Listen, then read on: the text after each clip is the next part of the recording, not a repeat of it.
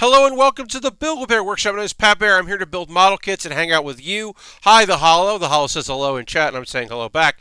I'm throwing the Bear Cave, the Lego, the Scythe emote in the chat. If you're currently a subscriber, you could throw that back at me as a way of saying hey and letting me know that you're here. Or you could just say hi and not use an emote, especially if you're not a subscriber. Or you could use someone else's emotes. I'm not particularly picky when it comes to that stuff. I hope you're doing well, everybody out there. As always, we are going to wait a couple minutes, see if anybody else will join us, wants to come into the chat and hang out. That would be cool. They don't have to, but we always do the pre-show check-in. Jam is here. Hi, Jam. Excited to build tonight as January starts creeping into a close. Last Brick's here. Hi, Last Brick. On Thursday will be the last build stream of the month. And I will do my, right? Is it Thursday? Yeah, because Saturday's the 1st. Okay. On Thursday, I'll do my monthly bonus, or my monthly giveaway, and someone's going to win something. And then tomorrow night, Tuesday night, I'll mention it throughout the show because some people can hear about it and post about it, obviously, on my Twitter. But tomorrow night at 9 p.m. Eastern, let's play some Jackbox games. Why don't we? Let's do our bonus game stream where we play Jackbox games. That's tomorrow and 9 p.m. Eastern. I hope you join me for that. Obviously, I'm glad you're here now. We're going to build. We're working on the Titans, the MK2 Titans. Dude Wants His Rug is here. Hi, Dude Wants His Rug. Yeah, this is, we're building the skeleton structure here. We got the one leg done, or at least the skeletal part of it. We're working on the other, and then we're going to keep going. We do the legs. We're going to do the waist. The waist is often, in a lot of kits, the last thing you build. But no, we're going to go for there. And then basically it's this thing that I enjoy very much that is also in the Iron-Blooded Orphans full mechanics kits, which is we're building the whole skeleton, and then we're going to put armor around all of it. So if you wanted to, you could just leave it as a skeleton. There's a little bit of armor here and there. There's a couple pieces that don't have a skeletal part of the structure, so you will see the armor in it. Like, I think the hands have armor on it, and then there's like part of the waist has some armor on there. But for the most part, it's basically the skeleton and then the armor around it. And I think that's pretty cool. I guess the head we're going to build all at once. And the head, I'm looking at this kit now. I think the head is the last thing. It's one of the last things we built. The backpack's the actual last thing we built. But the head is almost done. And then, there is one more tube thing that we got to build. Or two more tube things. We might not have enough of that. If you missed it, you don't see it again until later. But we got this little bit of a wire and a little bit of, like, fabric. That you can see here on this part of the kit, just some tubing. Instead of doing like rubber, we do like a wire with some fabric on it. I pre-cut the ones that I need for later because they're annoying. But yeah, you can see there's a wire and then some tubing around it, some fabric around it. It's pretty cool. It makes it look unique. It certainly makes it stand out. I appreciate that. Certainly over beads in like a Zaku kind of beaded thing because those are annoying. Anyway, I hope you're doing well. I hope you're looking forward to a good stream. I don't have a lot to talk about today. I'll probably have more to talk about on Thursday. Hello, Ultron. Hello, Lord Crash. Did happen to have both of you here in the chat. Welcome, welcome. So somebody renew their subscription. If you would like to hit that notification, I would love it. Jam just redeemed play the soundboard. And so, yeah, I'm going to play my silly soundboard, in case you haven't seen that, using the channel points. So we got... And... They seem to pair well together. And then, of course, we'll do... And now, if you have followed me on Byte, not Beam, I'm on Byte, which is the people that brought you Vine. It's their new thing. It's just fucking Vine, with some remix stuff. And I've just been filming really quick little silly things with the soundboard because I didn't know what to do with it, and now I'm like, oh, I'll do that. Good evening, Epic World. Happy to have you here. But yeah, so the person who renewed their subscription, if you want to hit the notification and let us know you did that, that's nice. And a reminder, if you use your Twitch Prime coin, you get to manually renew that. I'm mad. I'm hot right now because I forgot to manually renew Kate Stark, the person that I've been using my coin for months and months and months, and my streak is broken. And I missed it by like a day. I missed the window by like a day, because it was always 30 days and changes. I lost my streak. It's a bummer. Anyway, let's get to building. Hi, we're gonna build. We're gonna build. All right, let's bring this up. Here we go. We're ready to go. Got our things. As I said, got our leg. We can put that aside. Working on our other leg. To warm up my hands, I cut out some pieces, and then we will apply those pieces where we need to put them. We already did one leg, so this leg shouldn't be too much of a bother because we have done the one before, and I did do some of the annoying parts, which is putting those pieces on. We have some stickers on here. They're just little gold stickers that look pretty good. So I'll have some stuff to talk about on Thursday because on Thursday,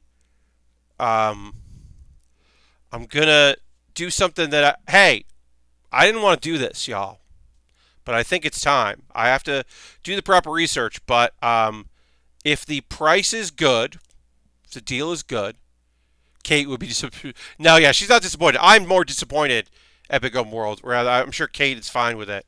But yeah, I'm the one who's certainly disappointed. No, the plan is that I am going to see what the offer is that Sam Ash has for my alto saxophone.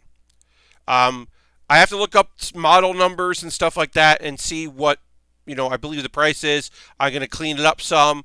It needs to be recorked, so I don't know if they're going to take recorking costs nothing, and they can do it very easily there. So I don't know if that's going to affect price or anything. Part of the reason why I'm selling my saxophone is that I don't use it that often. Now, I used to use it some at my work. Back in the few years ago, my day job, when I had free time, because sometimes I would have like a couple hours in between rehearsals and work, and I would be at work. Well, I'm at a theater. I'm alone. It's a big space. I'm going to play my saxophone. I feel less inclined to play it here in my apartment above my landlord. I'm less inclined to play it in this environment. And it's a quality saxophone. As I said, I believe it was made in 1984. I got it used. And the thing with instruments like this is that you want them used. You want woodwind, especially like brass. You want a saxophone if you're going to get an alto sax. You want there to be life in it. You want there to be it be used and it not be brand new. That is a plus. So mostly it is because I don't get to play it and it takes up space in my apartment. But I will certainly admit that part of it is also the fact that I could use some money and that would be helpful. But I mostly I don't love the idea of selling my sax, but it's time. And then somebody can get it. Somebody's going to end up with an alto saxophone. Maybe they're going to be a student. The Hollow says, I think it's great you're open enough to chat about your sax life with us. The Hollow?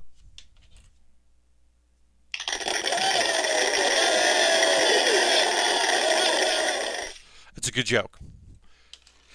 It's a good joke, the Hollow. It's very good. Yeah, man. Look, I don't mind talking about my sax life with anybody. Whatever comes of it, right? Like, I'm open about it. I'm doing me. Yeah. So that's gonna be on Thursday. I'm gonna go and do that because I do have a meeting in the city. So I'm gonna go before the meeting. Uh, and the hope is that I sell my saxophone and then I don't have to take my saxophone to the meeting I'm going to. I mean, if I have to do that, I will, and it'll be fine. I'm not going to be like, don't mind this black case here. Um, but yeah, I mean, the real thing is I just don't get to play it because I live in an apartment above my landlord. And so, like, it doesn't make any sense for me to use it. And maybe somebody's going to end up with it who will play it all the time. And it'll be part of their lives. That makes me happy to think about. So, if I can do that for somebody, I want to do that. I put on a piece here that's supposed to be connected to another thing, and it's not. And so I am trying to wedge these pieces apart to fix it. Basically, this part of the leg here needs to go like that. Yeah. And then I can connect these two together. So yeah, so that's my current, like, this is what's going on with me, Pat Baer, right now. Is today I have, I'll say this, I have almost all of my tax information. I'm very excited about having almost everything I need in order to do my taxes. Still waiting on one job. My former employer, I should say, my former employer, who was my boss, like in January in February until I got laid off, and then taxes were taken out of my severance, and I assume that I will, hopefully I'll get some of that back, but maybe I'll owe on it. I don't know. But yeah, I'm waiting to get that stuff because I would love to know how much I owe or how much I'm getting back. Apartment living makes sound-related things hard. I would like to get a quality sound bar, but what's the point in an apartment? Yeah, big old world. For me, it's so there are two things that I am hugely don't get to do anymore that I wish I could because of the apartment I lived. Because of apartment living and not having a place that I have keys to where there were hours when no one was around and I could just be there and it was fine for me to be there. The first one is playing my saxophone, and the second is I have a USB DDR mat. Now, is it a good DDR mat? No, but it's a native USB mat, and I have my laptop, and my laptop used to have a PC thing that is a freeware DDR knockoff, and I would bring my laptop and hook it up to our projector and run DDR songs and like get a little workout and have some fun. I weigh quite a bit, and Stepmania, yes, the hollow. I weigh quite a bit, and that's not a good, like, bouncing around. I would be making a ton of noise and it would be a disrespectful thing for me to play DDR here in my apartment.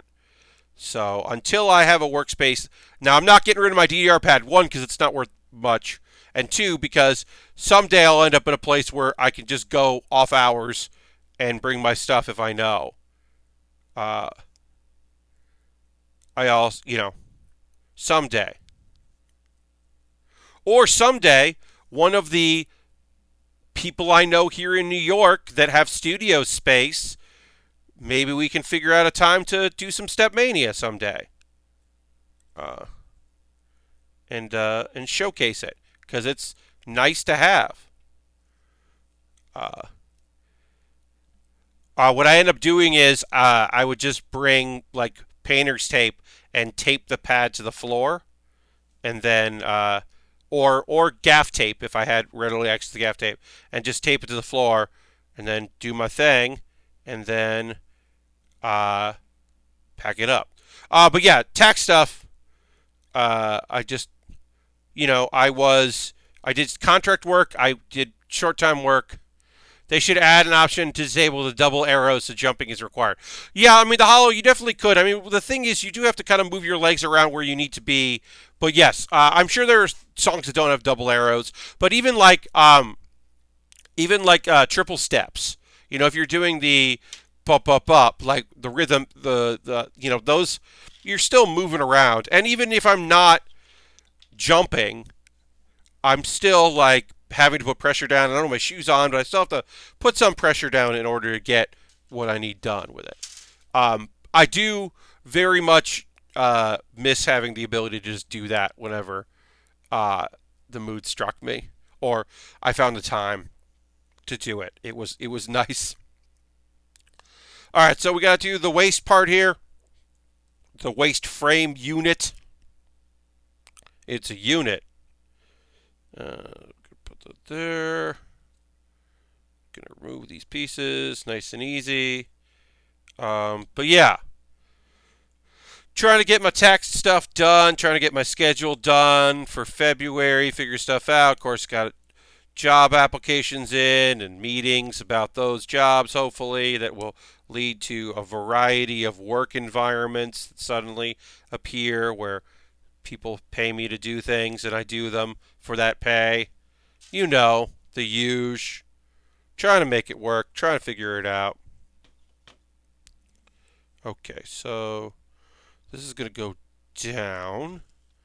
These turn down. They're independent. And then this turns up.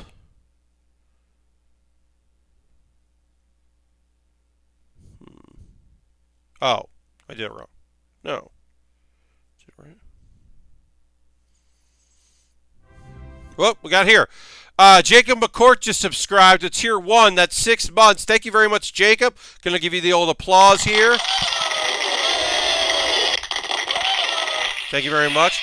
I'm in a weird spot where I'm waiting till last possible second for taxes because I want to move late next summer and can't be tempted to spend my tax return. Moving requires money. At Big Old World, it certainly does. Yeah, I mean that is a big part of the moving process is getting the funds together to do it. And yeah, I mean it's hard to be tempted. Jacob, thank you very much for renewing your subscription. Means a lot. I appreciate it very much. No, I mean like you're not wrong. It is expensive to move and it's a hard process and like when you get that money in, like you want to spend it on stuff. I saw you just finished the Exia. I'm watching Double O for the first time right now. Yes, we just finished up the Exia.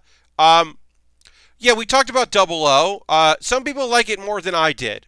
I think that Double O is important for a lot of reasons. But as far as it being a good show, it's not my favorite. I think some of the models are good. Some of the mobile suits, I should say. It's widescreen. It's high def. It does 2 seasons instead of just a really long season with a break. It breaks it up into seasons. It sets the tone for a lot of modern stuff. But I think the characters are kind of forgettable. I think there are a lot of characters that don't get anything good to do in the show, which is a bummer. Yeah, I mean, like, I go back and forth in it. And I think the story is like, I mean, it's easy to follow, but I don't think it's like good. I don't think that makes it good. It's, I would say, predictable. I went from 7-8 to Double O, and now, and I like Double O because of the future. Politics, yes. Hey, Jacob, if you like the politics of it, good. Because, are we really the ones that are right? Are we the ones that are right? Well, we're on the right side of history, but are we really? Well, we're saying the right things, but actually, are we the baddies? There's a lot of that, and it's fucking Gundam. So, like, yeah, all right, sure. I mean, sure. Yeah, exactly. Like, are we really, like, are we doing the right thing? Well, we lost before. Does being the winners? Well, we won, so does being the winners mean that we're right? And look, I like it, but also I like most Gundam shows. I'm trying to think. I even like Seed.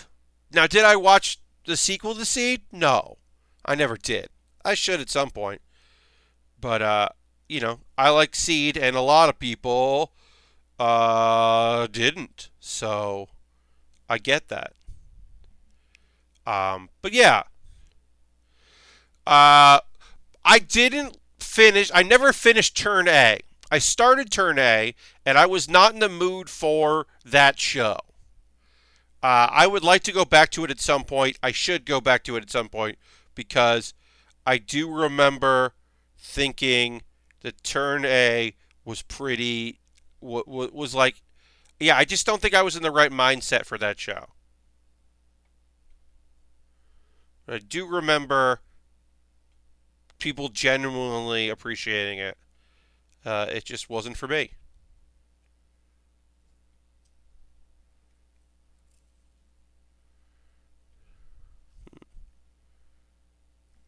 Yeah, so I don't know.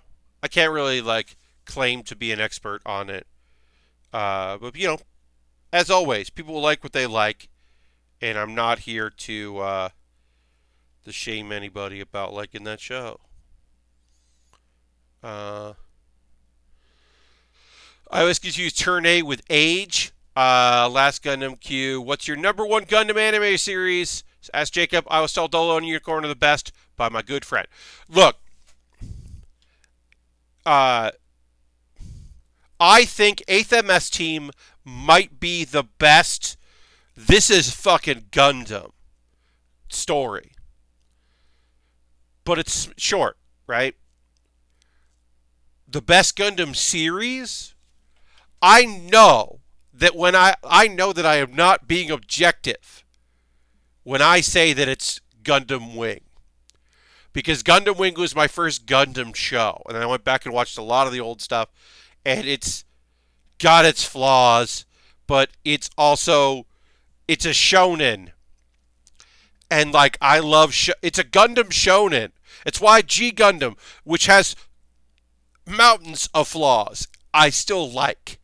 It's why other Gundam series like X fall flat for me a little bit, and many of the main stories, Zeta, the main stories lines fall a little flat for me because those are shows about war that have Gundams in them, and I like stories about stories about this crew is going to save the universe in their Gundams. Let's do this thing. That's kind of where I fall on the Gundam series stuff. Uh, Instead of this is a small microcosm of what's happening in a larger setting. Let's look at these characters as a character study in that. Like, obviously, saying the name Iron-Blooded Orphans lets you know that things aren't going to turn out great all the time forever. But Iron-Blooded Orphans feels like a really strong take, and I think it's got its faults, but I think its faults are still pretty solid. So those are kind of like Wing is always going to be my favorite. I really really like Iron-Blooded Orphans. I have a lot of respect for 8th MS Team.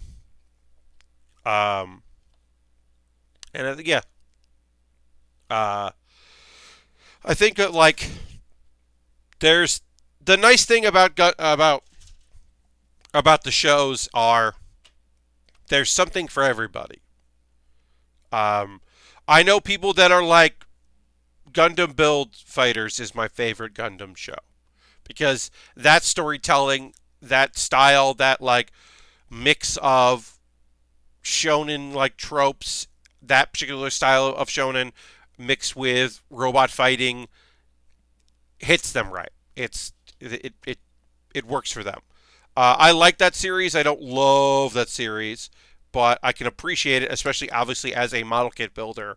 I can appreciate that show and what it's trying to do. Because that show, to me, really Gundam Build Fighters and is a love letter to Gunpla more than it's a love letter to Gundam. If that makes any sense, it's a model kill. It's a show about like building your ultimate model, doing your ultimate like uh, taking your passions and making them into a reality, taking a thing you like and finding the way to showcase that thing and making it your own, and like kit bashing. Uh, it's a celebration of kit bashing, certainly. Uh, so I have a lot of respect for that.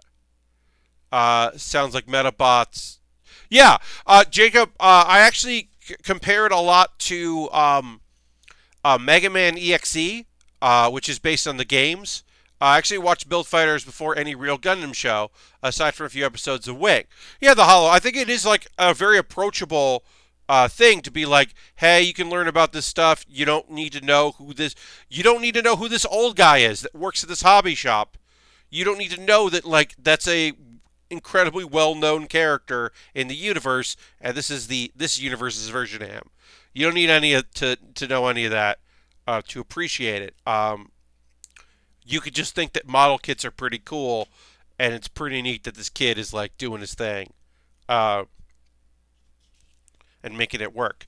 Uh, yeah, I have a lot of respect for that series, even if it's not my favorite. I was also thinking of Mega Man EXE as well. Yeah, Mega Man EXE or Rockman EXE, as it's called in Japan, because I first started watching that subtitled. So Rock Band. That is like a very fun telling of the reimagining of what that series could be, or what that genre is, that I enjoy. All right, so it's going to go like this, then it's going to go like this. We're getting our arm skeletal frame here, and then it's going to go like that. Right arm here. Okay. And then we do need to put a piece in, so we got to do... this is the part of the real grade where I wish there was some English language instructions here. It's okay that there isn't, because this is a product of Japan that, got imported, and I am, you got to respect that shit. But, sometimes I look at a thing and I go, all right, so there's a lot of instructions here that are coming in hot, and I'll do my best to figure it out.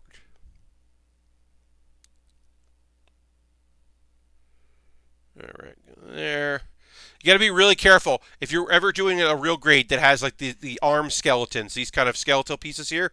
You have to be really careful what you're clipping out, because there's a lot of things that like fold together. Like the hand here is not a bunch of pieces; it's a bunch of pieces already connected.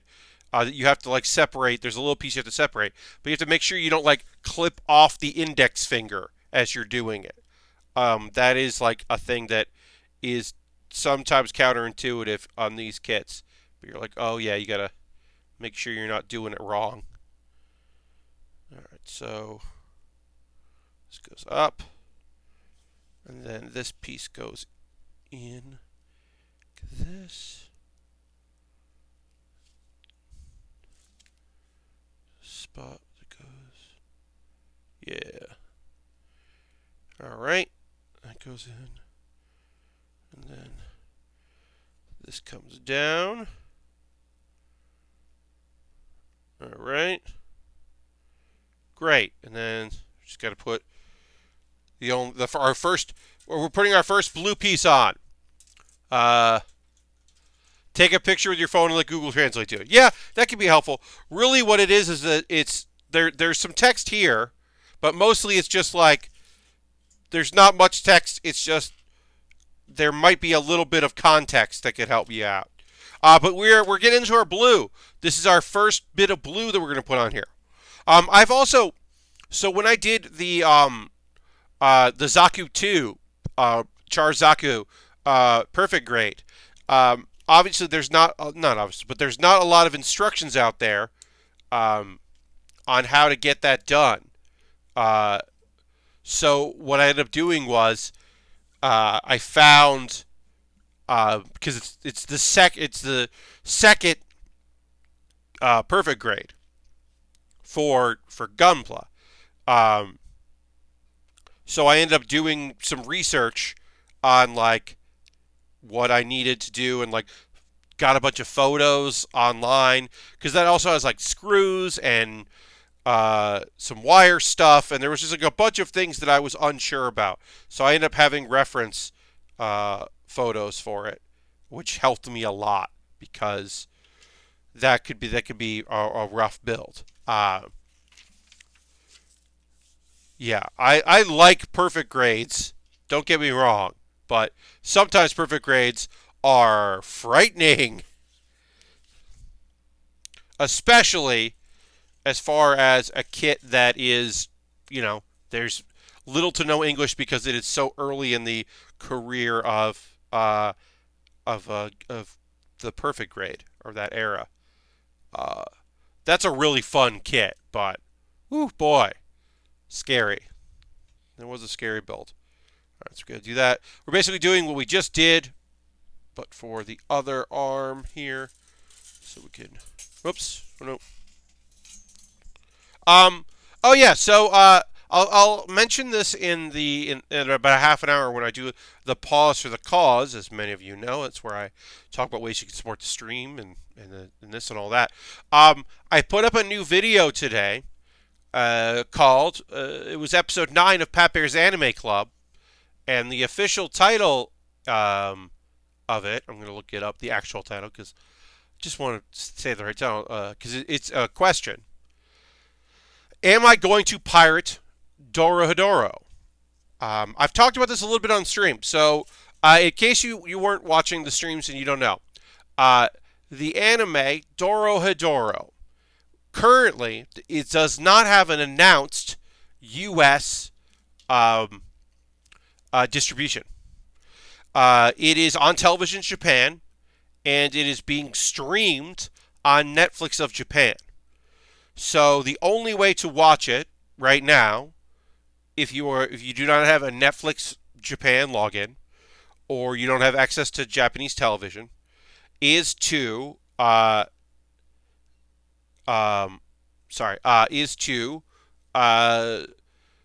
it, to watch it online or to grab torrents of it, and that's the only way. Don't tell the cops you're going to break the law. Well, I asked the question at Epic Open World. It is a thought experiment, and I try to. It's my first video essay of that sort. Most of the time, I've been doing these videos. They've been like my favorite shows of this thing. Like I'm going to do a video of my next video in 2 weeks is going to be what I'm loving and what I dropped from the winter 2020, or whatever. So it'll be like, let me talk about the couple shows I really like, and let me talk about the shows that I stopped watching. And I think that to me is always, I think that's kind of interesting. I think people will might enjoy that. But I've done stuff like that, or here's my preview. Here's what I thought of this. Here's an explainer about this thing from anime. Here's whatever. That's kind of what I've been doing with that show on my YouTube. This is the first exploring a thought and me talking to the audience, the viewer, what my thought processes are when it comes to the idea of that. I talk a little bit of the history of fan subs and the general, overall philosophy that people had of, well, I like, there's no way for me to watch it, so it's okay for me to get it however I can get it, and then when it gets licenses, I won't. In this case, there is the belief that Netflix US will stream it when the show is over, and they, in a batch, they'll release the whole thing. But there's been no official word of that, so it's not an official statement. It's just currently that's what people believe is happening. And they don't need to tell us that. They don't need to put that word out, right? That's a fine thing that they haven't said, hey, this is when the show is, right? So it comes down to well, do I need to watch it for review purposes? I talk about anime in here. One could say, well, I want to see this show that that seems interesting, and I want to be able to talk about it and be knowledgeable about it. Like, nah, not really. I don't need to do any of that. Uh, the fact that I have I either pay for or have been gifted an account for streaming platforms. Okay, so it's like, all right, well, if it was only on Funimation, which I don't currently have Funimation, I have Verve, which gives me. Harold is now hosting the stream. Thank you, Harold. Let me throw that in there. Thank you, Harold. I have Verve, which gives me Crunchyroll and High Dive. I have Hulu. I occasionally get Netflix. I don't have it right now, but I usually just do it on a monthly basis. And I have Amazon Prime. So, Nikupara is a show that right now it's not on any of the streaming services I have, but it is on Funimation. So, well, I don't pay for that service. So, does that make that okay? I don't think it does. In my mind, anyway. But then. Wait, Pat. I watch OVAs that don't come out in the U.S., don't I? I watch the Room Camp, fan subs of the Room Camp, or, like the Laid Back Camp bonus episodes that didn't come out. I watched the OVA for New Game because between season 1 and 2 there's an OVA, but they didn't put that out. But Crunchyroll didn't license the OVA. But I watched that because I wanted to see it. And do I feel bad about that? No. Should I? Possibly. So anyway, that's what I did with that. And I don't know if I'm going to do a lot of these kind of on, questions and, a thing like my thought processes and how I feel about it. I don't know. Also, it doesn't come up that often. It comes up sometimes, like I said, there are some shows that I don't see because they're dubbed and subbed on Funimation, so I just don't see them. Or they're dubbed only because the Australian company, I don't know. It's weird. I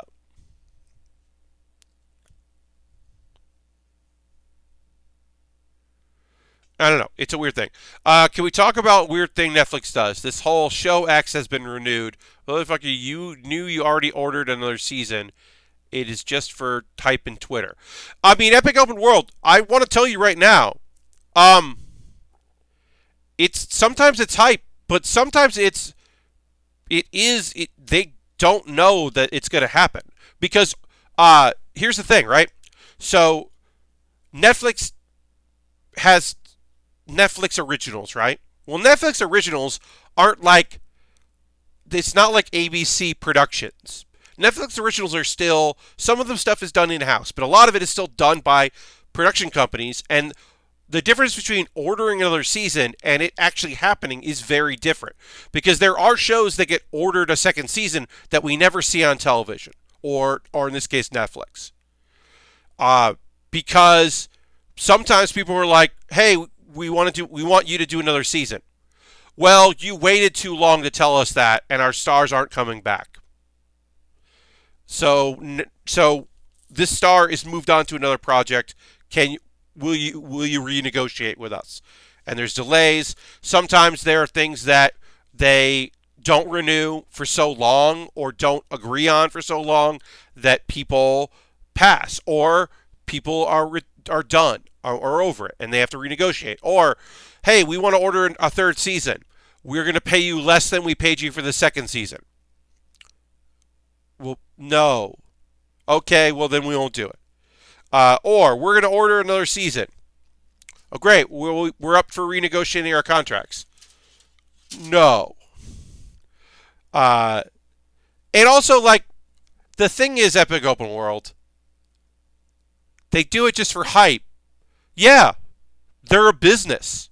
Part of their business is marketing, is getting you interested in it. Netflix originals serve one purpose: getting you to subscribe to Netflix. That's all they do, which is why a lot of Netflix series don't have multiple seasons because there's diminishing returns. And season 5 of a show isn't bringing in brand new people all the time. Sometimes it does, but often it doesn't bring in new people or have people renew their subscriptions. It just costs, and also as you keep doing shows, it costs more and more money, and people are like, so that's why sometimes, even critically acclaimed shows are done. Netflix content lives and dies by the algorithms. Yes, there's algorithms that just look at stuff. Netflix is actually one of the companies that is moving towards algorithms to decide what shows they pick up, which is a terrible idea. They made a big deal of Witcher being renewed. Epic, open world. I hate to break this to you, my friend, but shows end badly all the time. If no one watched it, they wouldn't make another season of it. Because that show definitely fucking costs money. I mean, there are a bunch of if it didn't make enough money, and it didn't make enough viral content, and didn't show up in enough things, if Toss a Coin to Your Witcher didn't become a meme, Netflix doesn't owe them anything. They have to license it. They have to do all this work. They have to pay people money and make it happen. There's no way. It's totally possible that show would have bombed, and then that would have been it. Like, more than any other company, Netflix does not exist to just make things. When Amazon Prime was throwing money at shows, or when they were doing original content, that was one of the places where you could do weird things, and it didn't matter.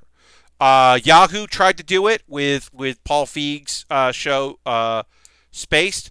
For Digital Network, The Witcher is a low-margin show that probably doesn't get more seasons. Yeah, I mean, part of it is that, there's not a lot of stars attached to it.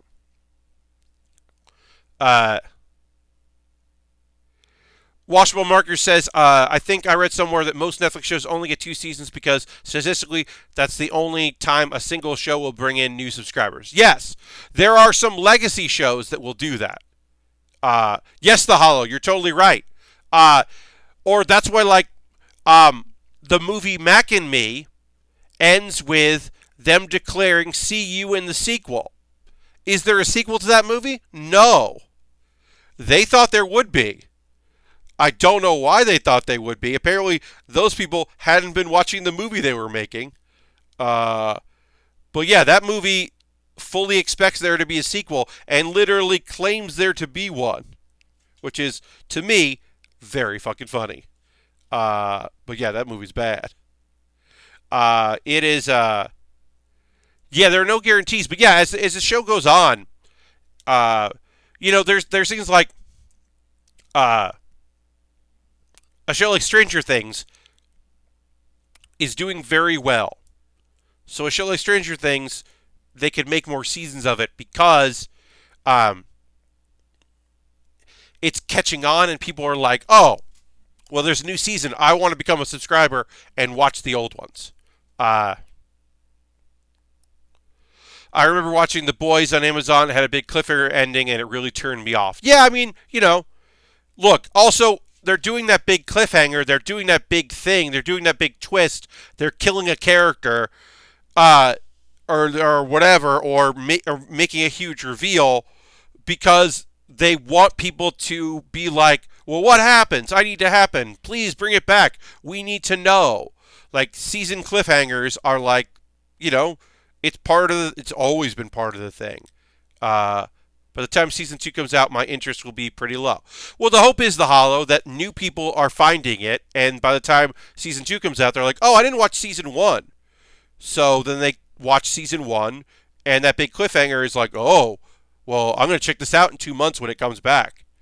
I talked about Amazon Prime before. Their model has changed some because that they didn't find the money in it.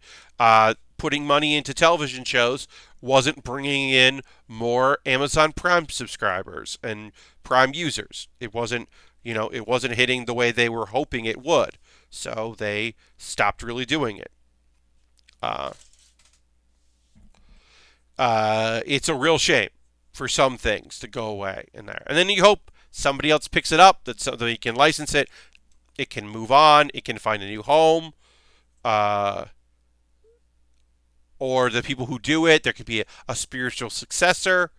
Uh, but yeah, you never know. You never know how shows hit, or they will hit. Uh, but yeah, there's sometimes the things that just like end, and you're like, well, okay, well, we don't know. I get the point of them, but it feels like there's so many good shows now that I'm not sitting there in anticipation. Yeah, I mean, look, because also seasons overlap, and like, I mean, talk about like, I think about this, like, I watch appointment television because I watch anime the day it comes out. Like, I watch anime as soon as it's available sometimes, or like the same day or the same night, or at the latest the next day, right? That's my big like appointment television is anime. Uh but I don't have that with television. But I do have like one thing where I'm like, well, this is out now, so I got to make sure I see it. Uh, one, because I want to avoid the memes, but two, because I like want to see the thing I want to see. Like, uh, yeah, I watch My Hero Academia on Saturday mornings. It feels like such a different thing, and like my childhood again. Yeah, and Jacob, My Hero is a great example, right? I gotta watch My Hero Academia when it comes out because that's a show where fucking things happen, and like I'm not caught up on the manga. So, like, there was a big fucking thing that happened pretty recently that I'm glad I didn't get ruined for me, especially because, hey, Crunchyroll put out a fucking video about it. Like, Crunchyroll Collection, the Clips show, literally made one of their 2 minutes, like, get hype videos about this big event that happened. And it's like, fuck that. Good night, Harold. Happy you're here. Thanks for stopping in. The nice thing about streaming services is they don't have to have a lot of dead time. Yes. Also, like Lord Crescent, yeah, in some cases it's like, oh, we put all this out and it's going good. So let's try to get the second one done because we want to get this out as soon as we can. There are some shows that take a while. That took a while between episodes, or between videos to come out. It takes a long time to film Glow. Glow takes a very long time to film because there's stunt training and there's practicing and they have to get everybody back in shape. And, you know, like they keep a lot of costs down on that, but it's an ensemble cast. They have to try to work around people's schedules. And also, that show in particular, the interesting about Glow is they want the passage of time to exist in the show a little bit because they want to like say that time has passed so that people can get better and there are new people that are coming in and it's not like it justifies it. Like they care about paying attention to time in that show, whereas other shows are like, oh no, this child looks way older than they did when we stopped filming. Oh no. What are we going to do? All these kids are old.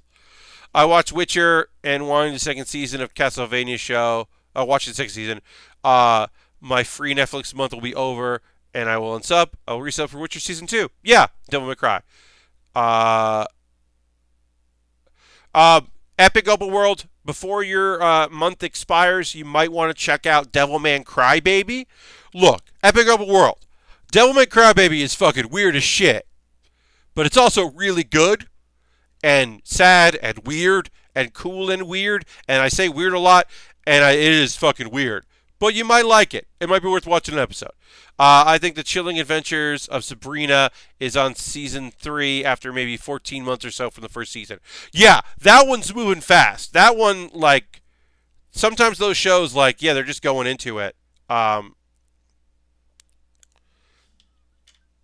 And like, yeah, they're going for it in that show. And it's like, okay, sure. All right, let's get our pieces out here. Working on a chess piece here. Yeah, I mean, like for me, like I said, anime is my like. Oh well, on Saturday it's like, okay, well, now I have to watch. Have to. Well, the Welcome to Demon School, My Hero, and Inspector all come out on Saturday. Science Fell in Love is a Friday show. And hopefully I'll have time on Friday to watch it. Otherwise, I want to watch all of those. And I mean, I want to watch those the day they come out. One, because I'm interested in them. And two, because I have the stream and I want to stream and talk about the shows as best I can. Um, there are some shows that I have decided that I will just binge. And I am not super interested in watching them week to week. Like One Piece. I've letting One Piece go, and then I'm going to binge through them again. Uh, my other days, like today, I had Keep Your Hands Off Eizouken comes out on Sundays, so I watched that yesterday, and then today I watched 2 shows. Uh, and then you have British shows that take a year for another 4 episodes. Yeah, The Hollow. Yeah, the British model of that. Yeah, it can be rough. Or like there are anime, right, that have like 12 episodes and they barely tell the story and then you get to a big moment and then you never see any more of it. And then you're like, I guess I'm going to read the manga because I know the manga's longer because I want to see more of this story, but I can't in this form because they did their 1 season and that's it. All right. Because there are a lot of shows that just like don't get any more of it. I know. Oh, there was I can't remember who said it because it was really it was British, but the fact that there are so many episodes of Catastrophe, which is an interesting show. I can't say it's a great show, but it's an interesting show. But Catastrophe has like a lot of episodes and a lot of seasons, and people were like, "What the whoa?" They were like really surprised that they made so many episodes of that show. Uh, I think Rob Delaney is like a better actor than he gets credit for. But that show is rough. It's a rough watch. It's a hard watch. Uh, but yeah, there were a lot of episodes of that show. People were like very surprised. He had a limited time that he could have his whole family living in England, so they made the most of it. All right. 27. So we got a little bit of armor here. We're going to take a pause to the cause in a moment or two. If manga had half the subscription services that anime did, I spend much more time with it. Yeah. So I don't take advantage of the fact that, like, I don't take advantage of the Crunchyroll manga thing. Obviously, it's not perfect. I also don't subscribe right now to Shonen Jump's manga thing, which I should. But, as you know, money has been kind of tight this past year for me. So that was a thing where I made the decision that I wasn't going to do it, but I should get the Shonen Jump app, and I should take advantage of the Crunchyroll more often than it would than I do. But yeah, yeah, because there's a lot of good stuff out there. You just have to make the decision that you're gonna check it out. All right, so. We're almost done here with our skeleton. So we're going to put this on like this. I think, yeah. This is going to go on here. And then this is going to go through this and connect the center. Great. So that did it. So yeah, I mean, most of the skeletal frame is all but done here. Obviously, it doesn't have a head. And there's only a little bit of the arm, meat there. And now we're going to be putting a lot of armor on there. One thing that's nice with streaming shows, they don't have 23 episode requirement. I try to catch up on Arrow, but 23 episodes is too much. Yeah. Yeah, I mean, they definitely do. That is nice that they can kind of set like the numbers and they can work on that and kind of know ahead of time. a lot of shows get they get like the first 6 approved, and then they'll get like the back 6 approved like that, or the back, to get up to a certain number. Not every show. That's a lot for sitcoms, which is why like BFF, which is a very fun show. Um, there are only 6 episodes, and they aired 2 of them, and then the other 4 went on NBC's website or like Hulu. But that show, like they were like, we got approved for 6. We got a pilot and then 5, basically. Uh, and that changes. That's mostly a network thing. That's less on the streaming. Streaming is usually they know how many episodes are going to be ordered, and then they get to make them. We're going to take a pause for the cause. If you're new to the channel, first and foremost, if you're currently a subscriber, let's throw that Bear Cave, the Lego, the Scythe emote in the chat. Let the people know. Consider becoming a subscriber if you aren't already. It is a great way to support the stream and support me. So thank you very much to everyone who's watching. You are under no obligation to do any of the things that I'm promoting right now, other than it would be nice if you joined like my Discord, and if you watched that YouTube video with your ad blocker off, that would be cool. But you're under no obligation to do any of the things I'm about to promote. But they are ways to support me, and that's cool. I have a Patreon. You could join my Patreon if you'd like. That is a way to support the stream and what I do. I just put up a Q&A video over the weekend, so you can watch that. I do a monthly Q&A that's just for them. That's a way to support the stream. If you don't want to use Amazon here, you can always link your Amazon Prime with Twitch and use Twitch Prime. Or you could, if you wanted to, donate some bits or coins. Bits or coins are always appreciated. So thank you, and for even considering that. It just gets me to that $100 and something that I need to get a payout from Twitch. So it's helpful. People sometimes ask, like, what's better for you? I get a better cut from Patreon, but do it on Twitch if you want. You're under no obligation if you want to put $5 in one place or the other. That's cool, and I appreciate it. Also there's donations. I'll say that you could donate. That is another way to support the stream if you're so inclined. We'll get to building again in a minute. Of course, we're just doing this thing here. Consider donating in various ways, and anything I make through Amazon, Twitch, I should say, through Patreon, through donations while I'm streaming, goes to me buying more kits because they are expensive.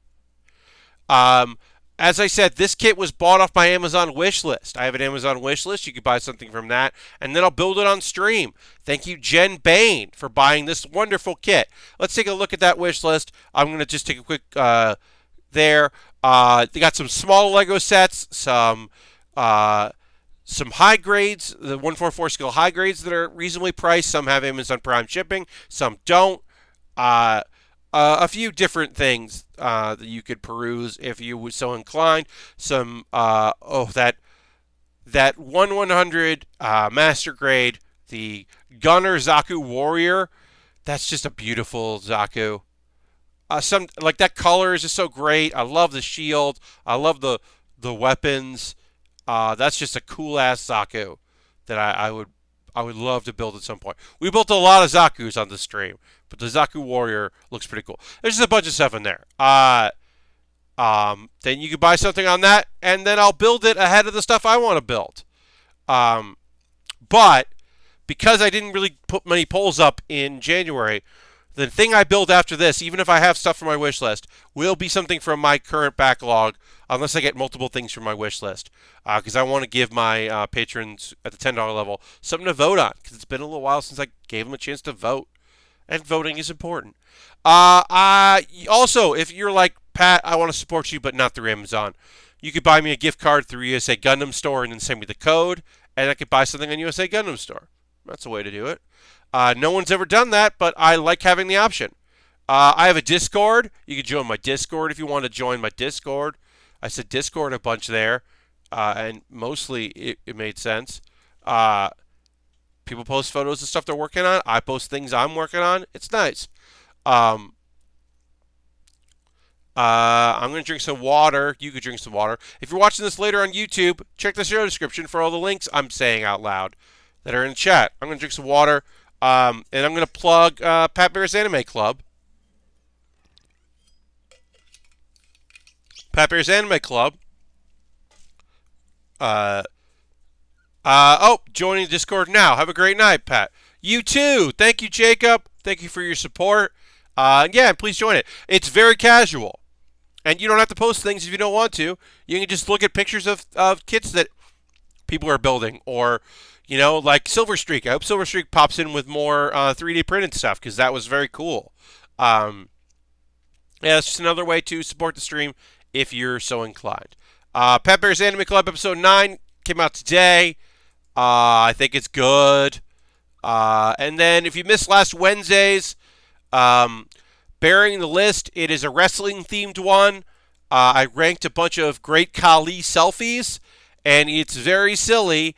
And this is the thing that put me over the edge. I saw this on Tier Maker, that list, and I was like, okay, I'm going to do this thing. This won't be the first one I do, but this is the thing I'm going to do because it's very funny to me. But yeah, let's get back to building in just a second.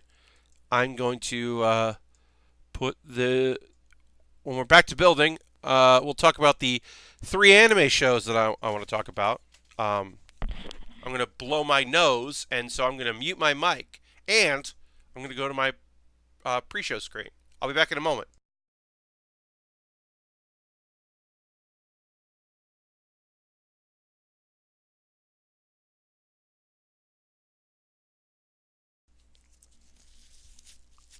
All right, and I'm back. Yeah, I don't want you to see or hear me blow my nose. I'm such a weirdo. I know, but I was like, you know what? I don't want this to happen. All right, now we're gonna start putting armor on our skeleton. Our skeleton's there, and it's armor time. So we'll start doing some armor pieces. Okay, so the 3 anime shows that I watched that I want to talk about. Oh, Pat question. Great, I'll wait. Do this first.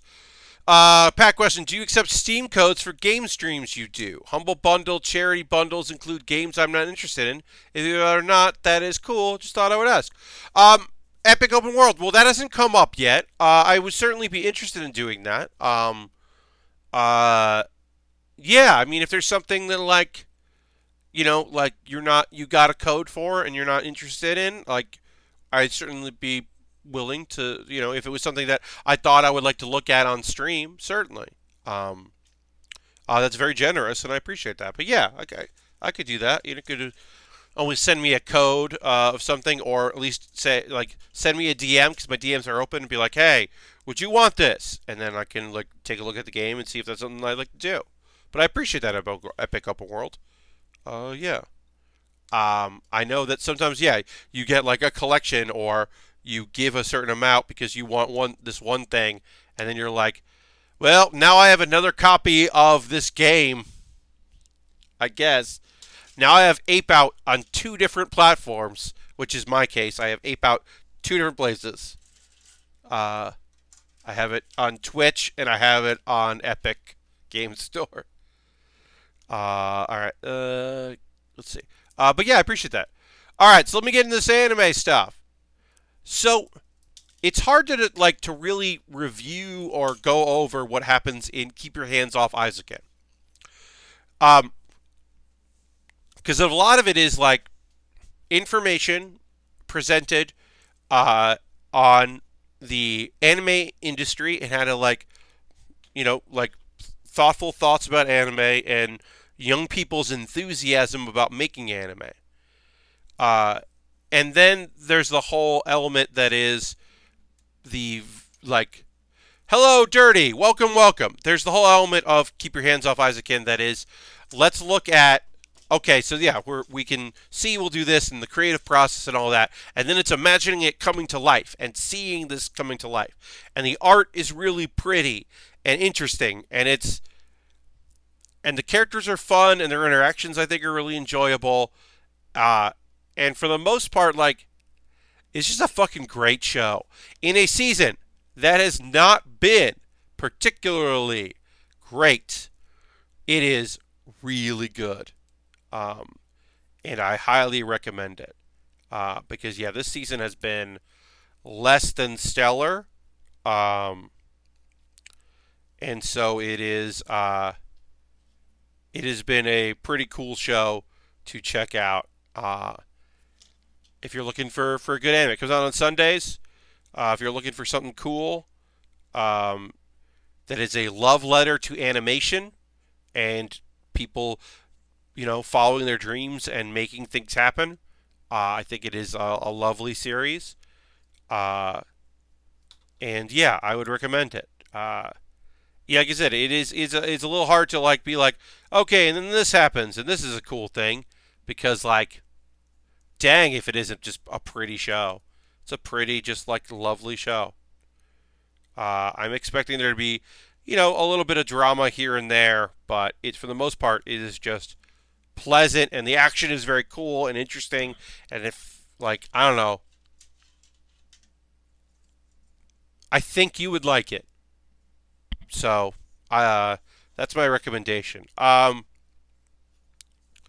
So let's see, what else can I talk about? Oh, so the other two shows that come out on Mondays, like uh, Room Camp is so the thing with Room Camp is that it is the spin-off like series, the joking short episodes length series from uh, uh, Laid Back Camp, right? It is just characters in Laid Back Camp being silly and fun. There's this stamp rally thing that they're doing where they're visiting a bunch of different sites. This episode, we followed Rin. Rin has not really been on the exploits. We saw Rin a little bit in the last episode, but Rin is kind of doing her own thing. And this episode just follows Rin doing her own thing. And it's cute and fun, and there's a cute dog in it. And it's just very pleasant. I mean, the whole show is pleasant, but I think you don't have to watch this every Monday. I'm really enjoying watching it every Monday because I really like the show and I really like the characters. But I think you get away with just watching it all at once when it's over, because they're 2.5 minutes and then like a 30-second song at the end. Um, and yeah, I think that was like kind of fun and kind of a cool show that I'm like genuinely I really enjoy, and so I think that you could enjoy it as well. Um, so then the next episode that we've got here is I'm just gonna double check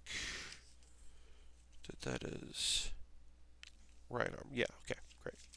Um, we're doing the right leg here, and I want to make sure I'm doing doing the correct one.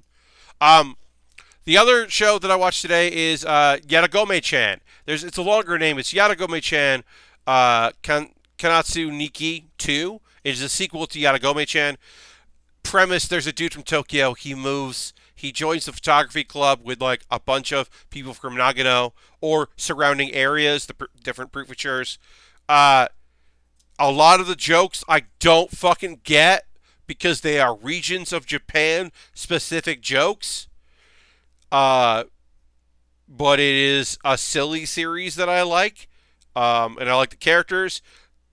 Today's episode, we are introduced to the faculty advisor. She is in the closing theme song, closing animation, uh, for this season, and I was like, "Who's this character?" She does not look like she's a teacher, but she is the advisor and a teacher.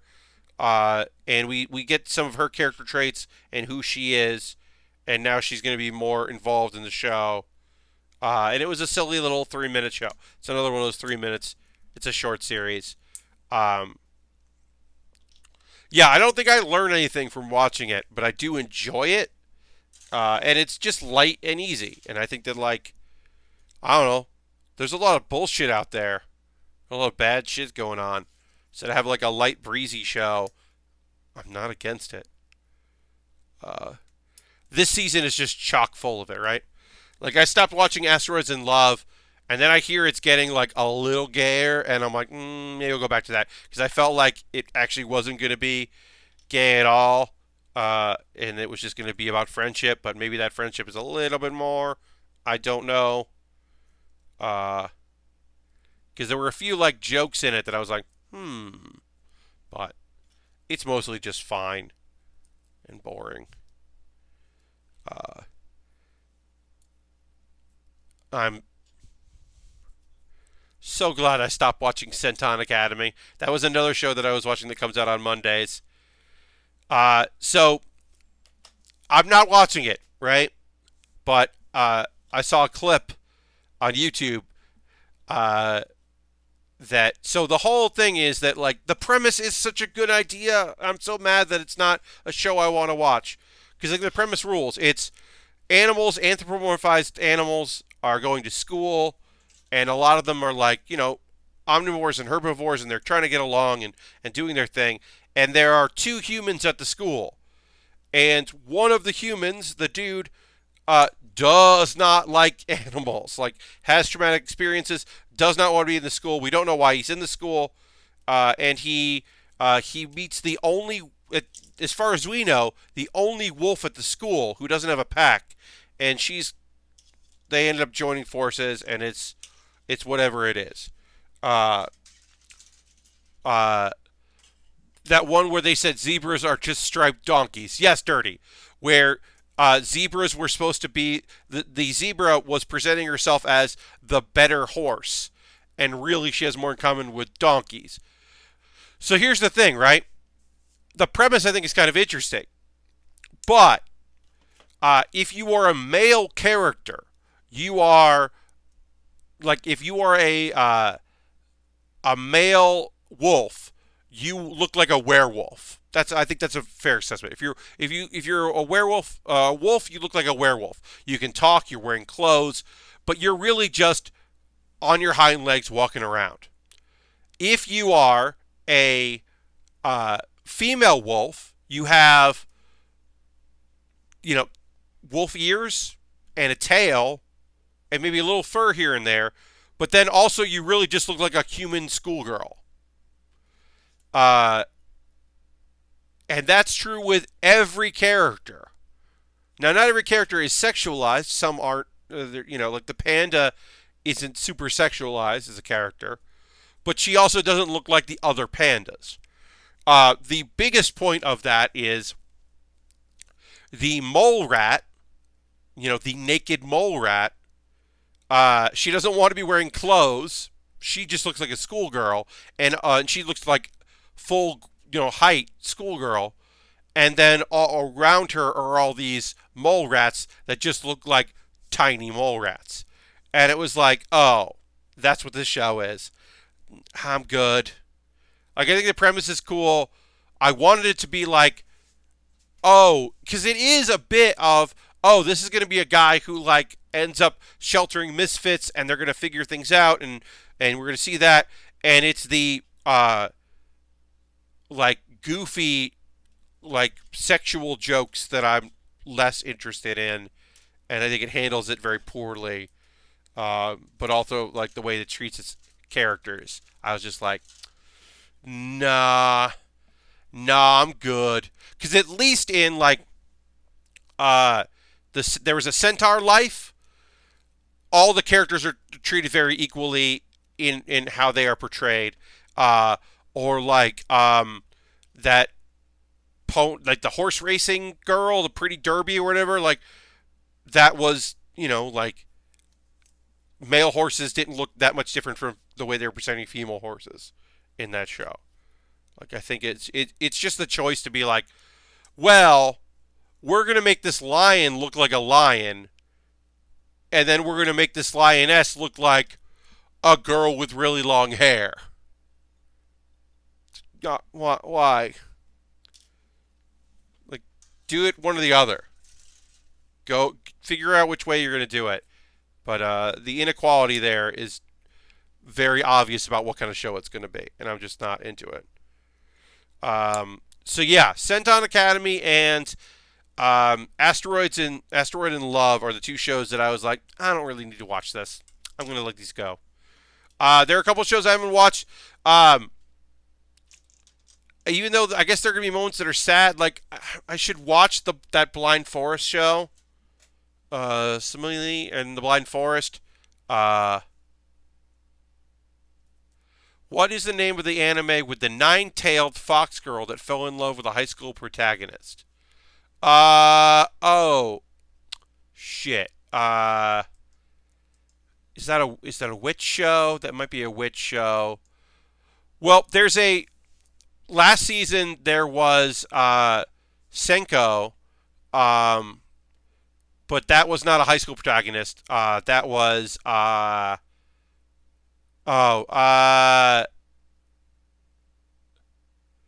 shit. Is that Canon Con? Maybe. All right. All right.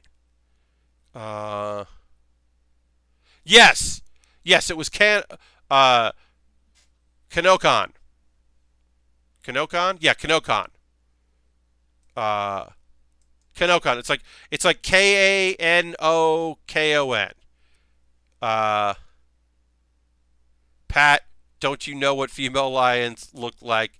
You're clearly reading too much into it. I mean, Epic World. I know you're kidding, but lion.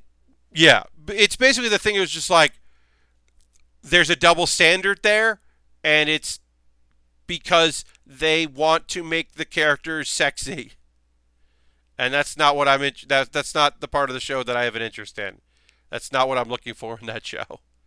Uh, but yeah, I'm sure there are plenty of people that would genuinely think that I'm reading too much into it, or they're like, yeah, yeah, the male characters don't have to be humans with animal ears. Why would I want that? And you're like, yeah, yeah, of course. Why would you want that? Yeah. So dirty. I think it's Kanokon. Kanokon. Kanokon. I think that's what you're thinking of. Uh, Senko-san last season was like creepy at times, but like helpful Fox Senko-san, but like kind of fun. There was some cute stuff to it. I like the mangaka that lived next door, who for the entire series, really weird stuff was happening, and she was none the wiser ever. And I think that was a fun choice for her to never like catch on to what was going on in the show. I thought that was kind of fun. All right, so E15 and E16.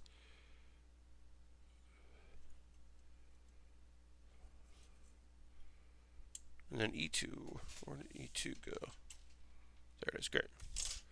Um, but yeah, those are the only two shows. But yeah, there's the Blind Forest show. Not Blind Forest. There's something like that, and something like that. There's a show that uh, I want to try out that I haven't tried. Right now, I think there's only one show um, that I'm interested in giving a shot to that I haven't yet. I get no one is talking about Plunderer, so like I don't feel bad that I didn't watch that, but I guess I could check out Plunderer and see if it's like good at all. Uh, and I'm not watching the new season of Scientific Railgun because I don't really like. Look, I think the first season of both that and I think the first two seasons of Magical Index are cool. A certain Magical Index and a certain Scientific Railgun. I should say the full name. I think the first season of Railgun is good, and I think first season of the first two seasons of Index are very good. And then I think it's diminishing returns, and then also part of it is that like we've kind of gone back in time because they jump around in times and stuff. Like Index is so much further ahead than Railgun, so we're like back dealing with the high school stuff and like I mean we're getting more information here and there, but it is just like it's a weird thing. Uh, I don't know if I'm making any sense with that, but I don't know. It's odd to be back in that era since like the other series is so far ahead of it.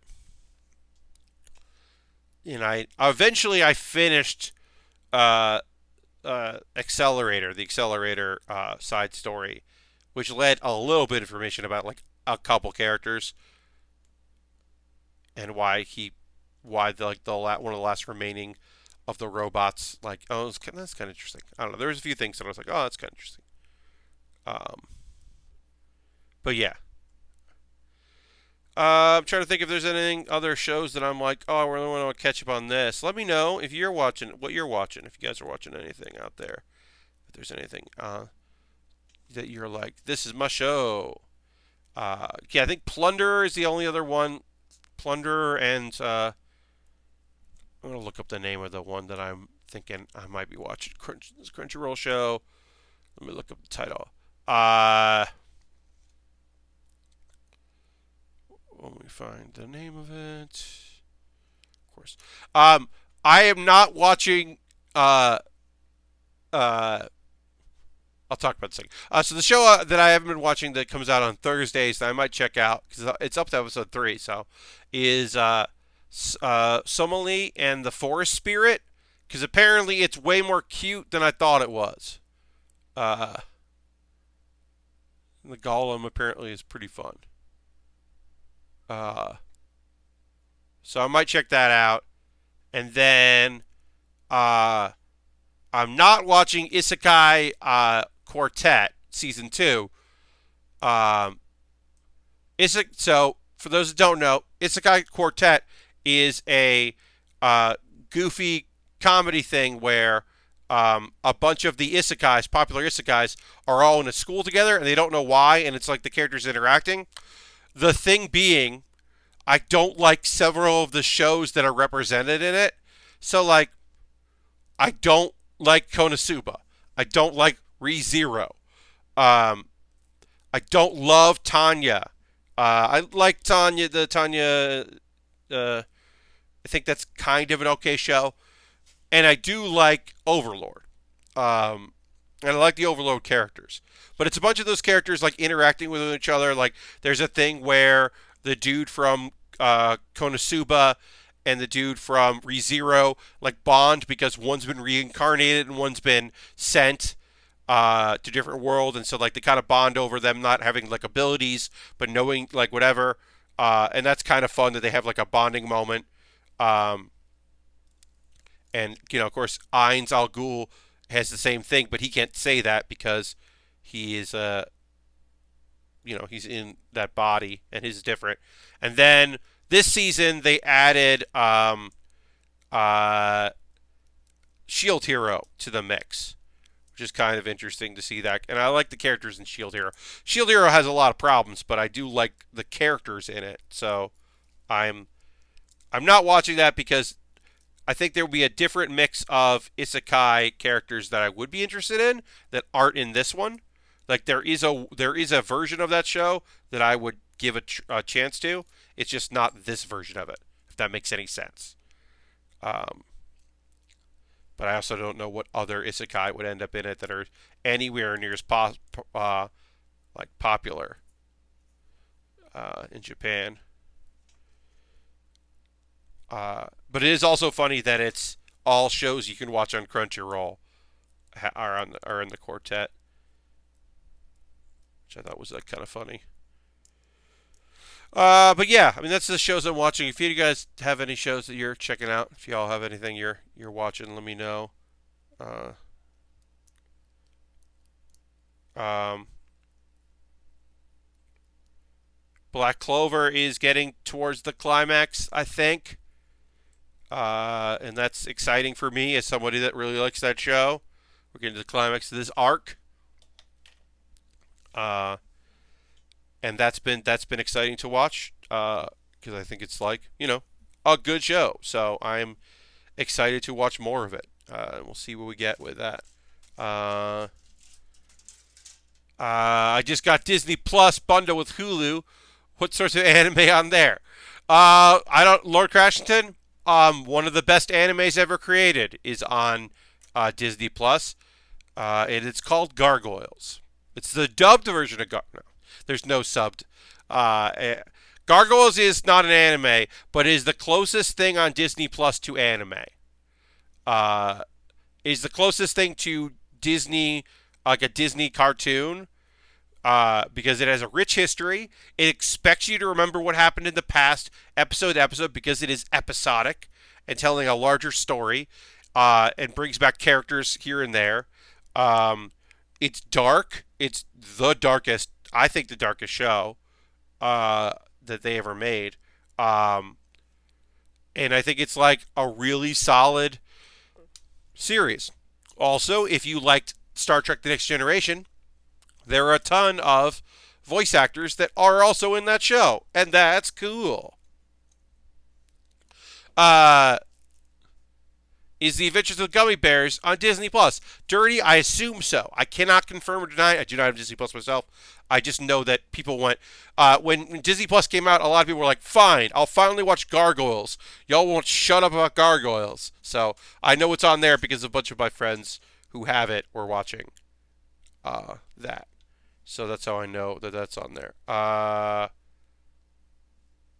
those. Okay, so now I need G11. Great. I was referring to Hulu, but I'll take recommendations too. Oh, sorry, Lord Crashington. So Hulu. After School Dice Club, I highly recommend. That was one of my favorite shows. If you watched the first season of Boofery is currently a good show. That's a new one. This last episode wasn't my favorite. It was setting up a lot, and so I'm excited for more. And it did tease us with the sisters who are going to be using the mallets, so I'm excited about that. Lashbrook watched the end of G Gundam today. It's been a long time, so I never realized that Master Asia is just a really extreme climate activist. I mean, in some ways, Lord Asia is justified in what he's trying to do, and that he is attempting to take advantage of evil in order to do his brand of justice. He's working within the system as opposed to trying to tear it down. But he's also evil, definitely evil. But yeah, so Hulu. One Punch Man season 2 is on Hulu. And I think One Punch Man season 1 is really good, and season 2 gets better. It's not particularly great, but gets better. It is a disappointment. But yeah, I'm trying to think. There's a lot on Hulu. I'll do a quick look at what's on Hulu to recommend. Yeah, I thought you were like, what's on Disney Plus that I could watch? I thought you were making a good goof. So let's see. I mean, My Hero Academia. I don't know if all of it's on there, but there's a lot that's good. Sword Art Online, the first season is good. I don't think it's particularly. It doesn't get great. There's some Black Clover and some Fire Force on there. I think those are both those good series. Akame ga Kill. Like. The first look, I'll say this. I don't think Akame ga Kill ends great. But that's because I like stories that end happy, and that doesn't. Spoiler alert, things do not turn out great on Akame ga Kill. But I do think that's a pretty cool action show. And the light moments are very light and weird. Bakuman's got that's okay show. I'm looking to see if there's any. How much Dragon Ball is on here? There's 2001. There's a lot of Dragon Ball. There's a lot of Dragon Ball. It's broken up into seasons, which feels weird to say. But oh shit, yeah, there's 150 episodes of Dragon Ball. I think that might be all of Dragon Ball. Okay. There you go. Dragon Ball.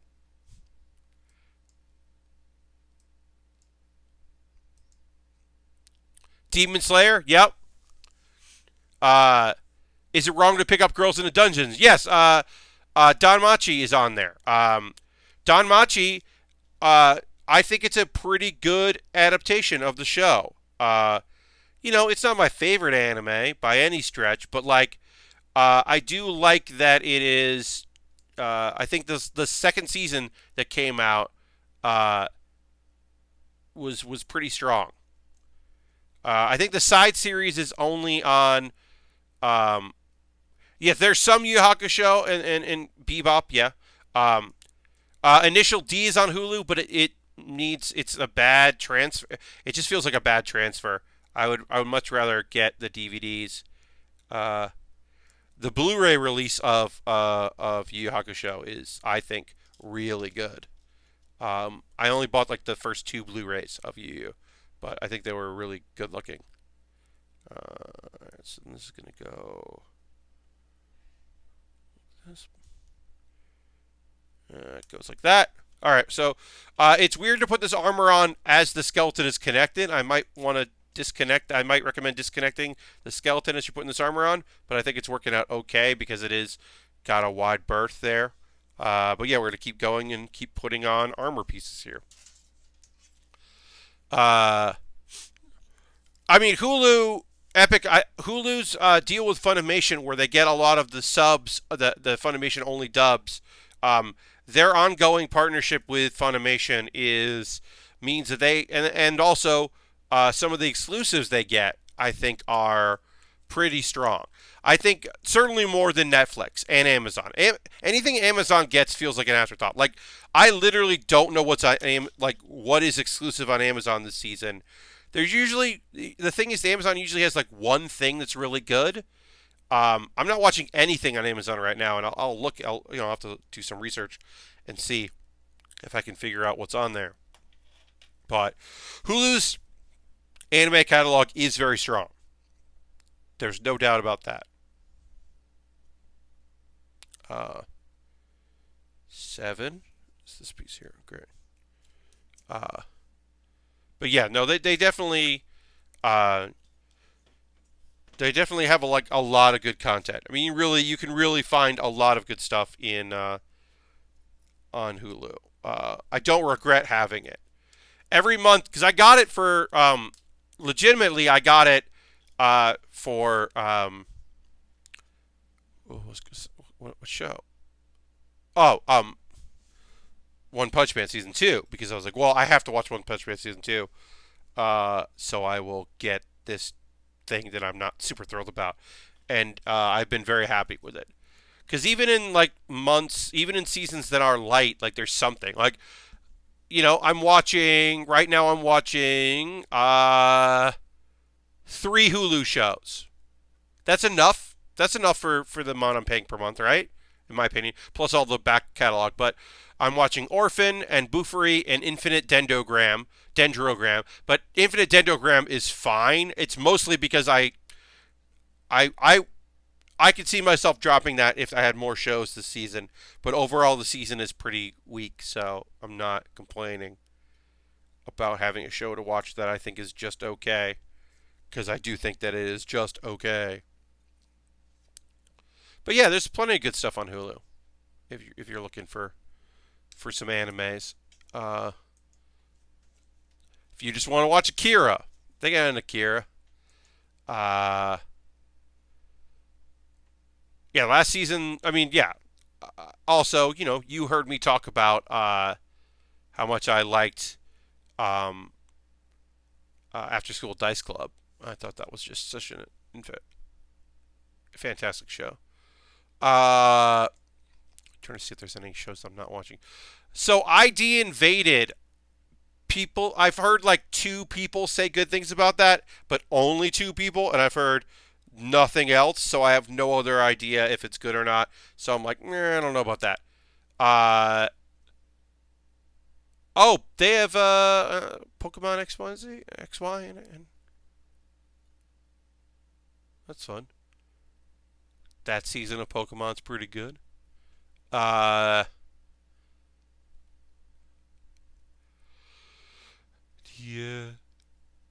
Oh, they have Afro Samurai dubbed. I mean, Afro Samurai makes sense they would have the dub of it. That's good. I'm just looking at slice of life stuff that they say because I do like.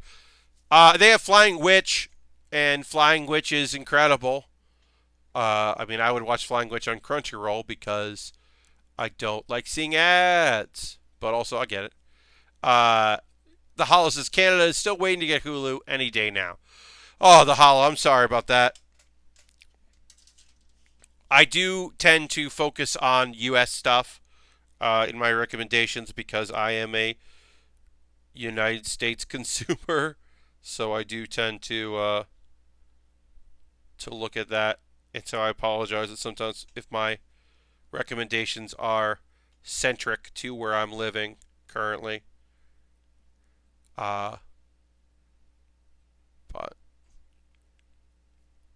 let's get at Crunchyroll. Crunchyroll does a lot of stuff in Canada. And Canadian Netflix sometimes has stuff other places don't have.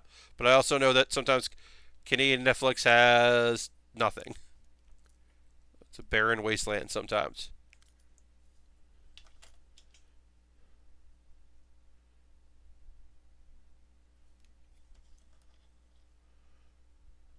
And then this goes on.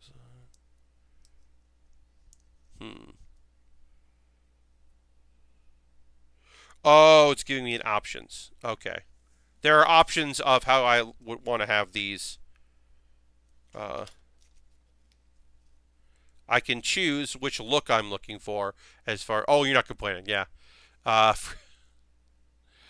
yeah, but I do understand that, like, sometimes you hear about streaming stuff like the Australian New Zealand anime labs has like a few things that seem really cool, but most of it I'm like, nah, I'm good. I don't need it for that. So there's a couple different. There are different vents I can put on this, and I think I'm going with the smaller one. Yeah, I don't know. I haven't decided yet, but I can put alternate vents on the side of this kit, and that's kind of nice. I was like, I don't know what this is saying, but it was giving me options. I didn't realize that there were options on this kit. That's pretty cool. I like that. I like options. I like having those. It's pretty nice. So yeah, there's a slight variance of what I can put on that part of the kit. It's pretty cool. Alright, that goes on like that. Neat. We are almost done with our one leg, which is cool. And the armor that needs to go on that leg. I should check in a chart and see what's coming out later.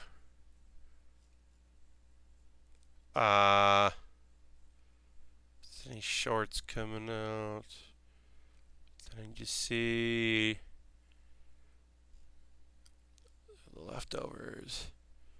Any chart's pretty great, but they don't list some shows that are ongoing, so that's weird. Oh, that's right. The Goblin Slayer movie is coming out in a couple days. So I will probably want to try to track that down.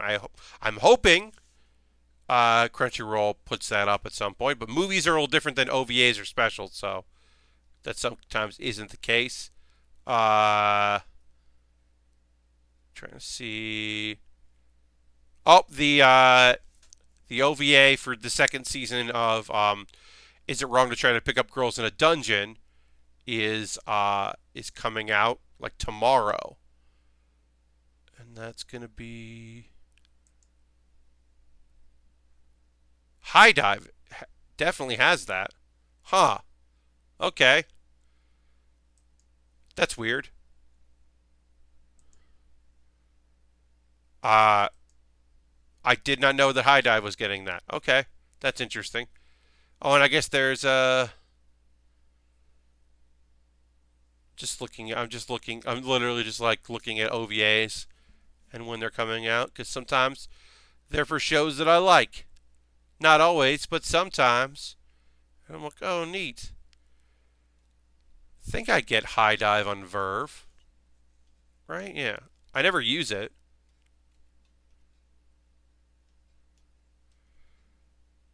So technically, so the thing is, and I've said this before. Oh, I need to head out. Have fun the rest of the stream. Thanks. Yeah, we're all gonna be here a few more minutes. So thank you for hanging out. Washable markers. Epic World says Australia internet is so bad and expensive, and most of the other countries' streaming services for folks are probably not worth it. Yeah, I mean, I know that there is I think it's Anime Labs or whatever. There is a new streaming one, and they sometimes get stuff that like Hulu doesn't have it because Funimation has the dub and they get the sub, or there's some weird stuff. They do get a few things. But I remember I was looking for some show. I can't remember what show I was looking for. And they're like, oh, the only way to watch it subtitled is to have this Australian only streaming service. And I was like, well, that doesn't help me. Alright, so let me try to put D16 on here as I what?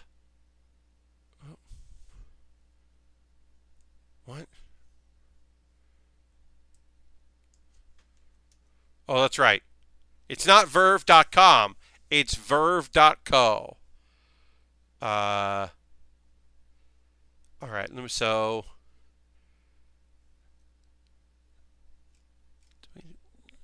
literally, like, do I have? I thought I had high dive.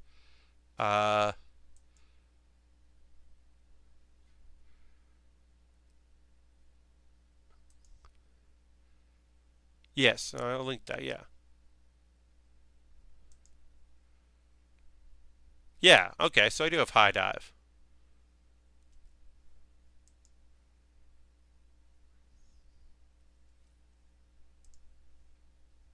Great. Then I should be able to watch that. Hopefully, I don't have to watch it dubbed, right? Because I don't want to. I don't know. I'm going to take a look at it.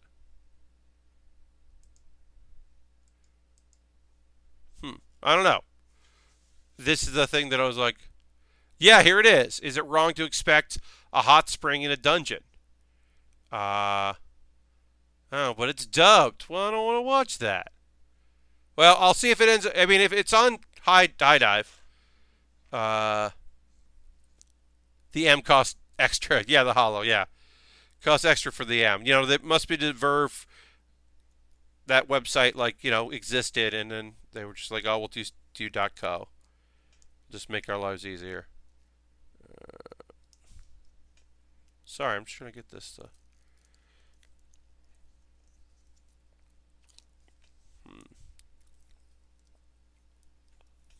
Gotta slide this into place. Alright, that looks good. Yeah, okay. One leg done. Now we can do the other leg. Talk me out of the idea of replaying every Doom game before Doom Eternal. I mean, look, the Land of the Illustrious dub on high dev is good unless you focus on the sweet visuals. Yeah, the Hollow. I'm not against dubs. It's just that my hope is that Crunchyroll gets the OVA or puts up the subtitled OVA, because I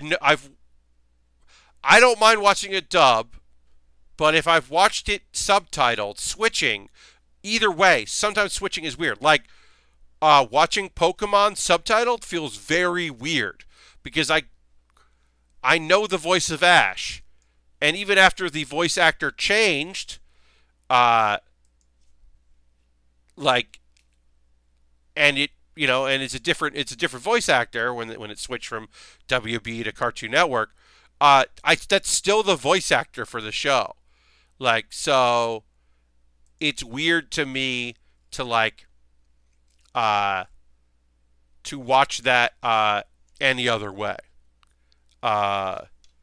Because that's how I watch the show. So that to me is always the thing. It's not like, oh, I don't like dubs or I don't like subs. It's like, well, that's how I watched it. So it's weird to switch it between the two. So we were to watch all of Hacks. I mean, I don't know. That's a lot of Hacks. Yeah, I mean, look, some of those Doom games aren't long games, but I don't know if all of those Doom games hold up and are going to be fun to play. I would say play the last Doom game before Doom Eternal. Play through that game again. Because you're playing modern Dooms. So play the modern Doom game again, and then play the sequel to that modern Doom game. I think that's like totally reasonable, and I think you'll have a good time with that. But I wouldn't necessarily recommend playing like Doom 3 again.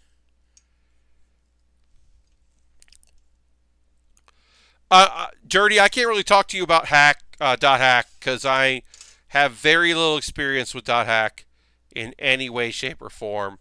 So I'm not. I am by no means an expert in that series and can't really speak to it.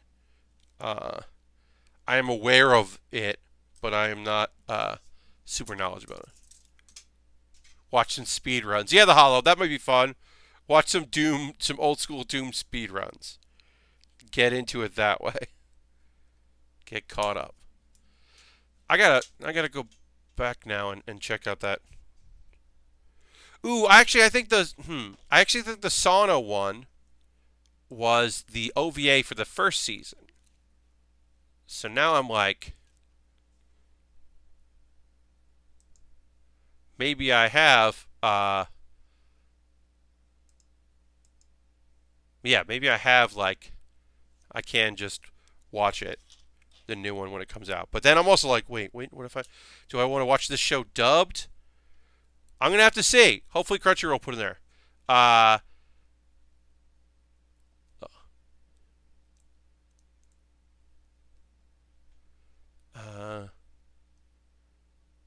Soma speedruns.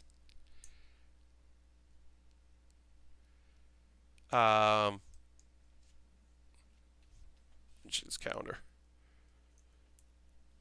Now I'm just thinking about the Don Machi OVA,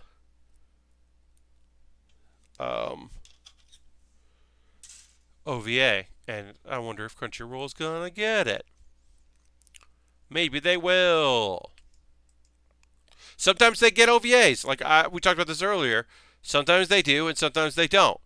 And they're not always gonna tell you if they're getting it or not. And it's like, okay.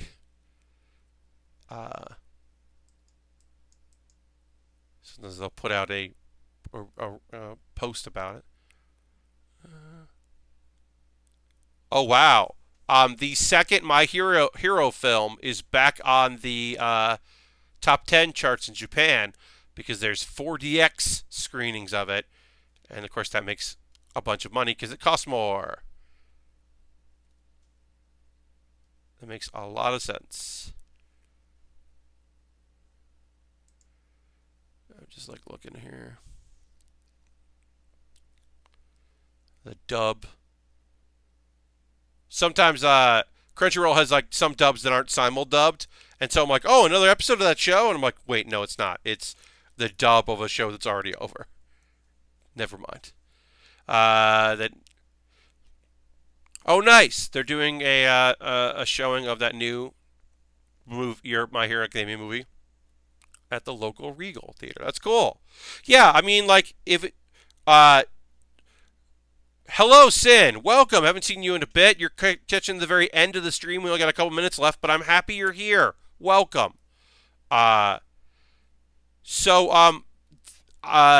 Ball Super, the Dragon Ball Brawly movie, I should say, made a fuck ton of money in the U.S.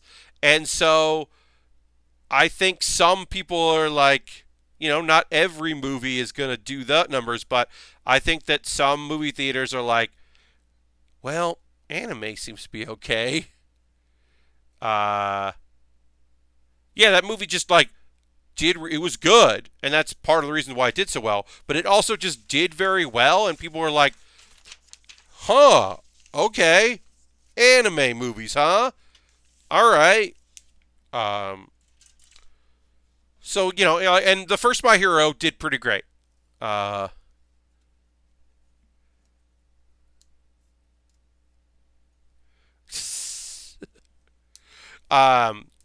yeah, no, I think that like there are a few like surprises with anime, like modern like folks are just like, oh, okay, that's still a thing, huh? And you're like, yes, it's a very big thing, and it's never, especially in the U.S., it's probably never been bigger. But yeah, okay, it is still a thing.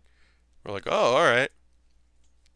Um, yeah, I would definitely, I haven't been in the movies in a while, but I could see that. Uh, which service am I supposed to be mad at because they are getting all the Ghibli movies for streaming worldwide except in the U.S.? Netflix. Netflix, yeah, Netflix had. There's some deal where it's, yeah. I mean, I don't know. I'm not mad at anybody for that. Get your money. I don't, whatever. Sure. Whatever you want to do.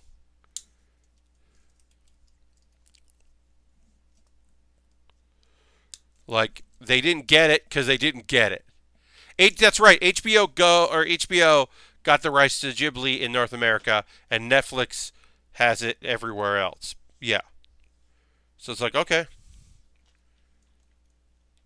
that's right. I couldn't remember who had it, but it's because somebody else got it. Yeah, somebody else got it in the U.S. Most likely because HBO is looking at the United States market more than a global market. I'm sure. I'm sure they do well in some places. Can I play next? Tim.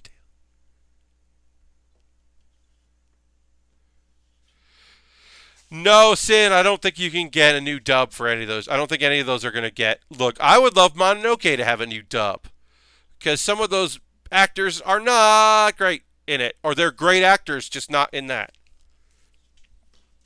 But I also would probably not watch it dubbed again. I guess it's since the local Regal Cinema has a monthly showing once a month. I don't know. That's fun though. I like that. I like that. Like having a local. Like I think the stunt casting is part of why I don't like. Look, that's. I mean, the solution to that is to watch it subtitled. That's not a solution for some people. I understand, or that's not the preferred method for some people. I understand. I get that. I'm not trying to discount dubs. But yeah, I mean, in some instances they were treated like a blockbuster movie instead of an art piece, and that to me is a mistake. Uh, but that's also why I would generally try to watch things dubbed because, in general speaking terms, it's going to be more in line with what I would like to watch.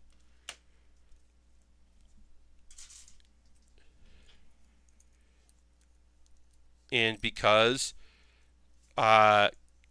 doing a voice in an anime is a career, whereas doing a voice in an anime in a dub sometimes is just like a thing. You're like oh yeah, I guess I do this. It's a thing I do, not the thing I do. Just another gig. Uh, they got the Disney treatment. Yeah, yeah, I understand. I'm not disagreeing with folks' opinions on that. All right. So that's annoying. So we put these hoses on, right? We put these hoses on the back here. You can see that there. And then we cover it up. Like, we know they're there, but we don't see them, and that's weird. It's just weird. We see the knee ones, but we don't see these other ones. And, like, I guess if you just want to have the skeleton, it would look cool. But it's odd to me. Anyway, we're going to wrap up there. Certainly. Yes, that is certainly true. So we're going to wrap up. Thank you very much for hanging out with me. Tomorrow at 9 p.m. Eastern, a special Tuesday stream, not a build stream. It's a gaming stream. We are going to play some Jackbox games. I hope you will join me for Jackbox tomorrow night at 9 p.m. Eastern.